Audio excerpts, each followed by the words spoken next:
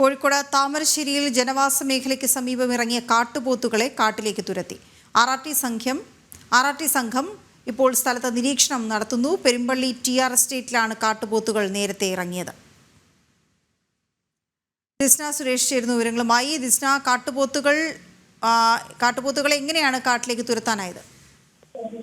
നമുക്ക് അറിയാൻ സാധിച്ചത് ആർ.ആർ.ടി സംഘത്തിന്റെ പരിശ്രമ ഫലമായാണ് ഇപ്പോൾ ഈ 2 കാട്ടുപോത്തുകളെയും വനം മേഖലയിലേക്ക് തുരത്തിയിട്ടുണ്ട് എന്നൊരു വിവരം തന്നെയാണ് നിലവിൽ നമുക്ക് ലഭ്യമായിട്ടുള്ളത്. എങ്കിൽ കൂടി ഈ പ്രദേശത്ത് ജാഗ്രതാ നിർദ്ദേശം ഉൾപ്പെടെയുള്ള കാര്യങ്ങൾ നൽകിയിട്ടുണ്ട്. കാരണം ജനവാസ മേഖലയാണ്. ഈ കാട്ടുപോത്തുകൾ, വനത്തിനുള്ളിലേക്ക് പോയ കാട്ടുപോത്തുകൾ തിരിച്ചിറങ്ങുവാനുള്ള ഒരു സാധ്യതയും ആർ.ആർ.ടി സംഘം തള്ളിക്കളയുന്നില്ല. താമരശ്ശേരിക്ക് സമീപം പെരുമ്പള്ളി TR എസ്റ്റേറ്റിലാണ് 2 കാട്ടുപോത്തുകൾ ഇറങ്ങിയത്. 6:30 കൂടിയാണ് നാട്ടുകാരും തോട്ടത്തിൽ ജോലി ചെയ്യുവാനെത്തിയ ജോലിക്കാരുമാണ് ആദ്യം ഇതിനെ കണ്ടത്. പിന്നീട് വനം വകുപ്പ് ഉദ്യോഗസ്ഥരെ വിവരം അറിയിക്കുകയായിരുന്നു. വിവരം അറിയിച്ചതിനെ തുടർന്നാണ് ആർ.ആർ.ടി സംഘം സ്ഥലത്തെത്തുകയും അല്പസമയം മുൻപ് ഈ 2 കാട്ടുപോത്തുകളെയും വനത്തിലേക്ക് തുരത്തിയിട്ടുണ്ട് എന്നൊരു വിവരം തന്നെയാണ് നമുക്ക് ലഭ്യമായിട്ടുള്ളത്. നമുക്ക് അറിയാൻ സാധിച്ചിരിക്കുന്നത് ഇത് വനത്തോട് ചേർന്ന പ്രദേശത്താണ് ഈ TR എസ്റ്റേറ്റ് ഉള്ളത്.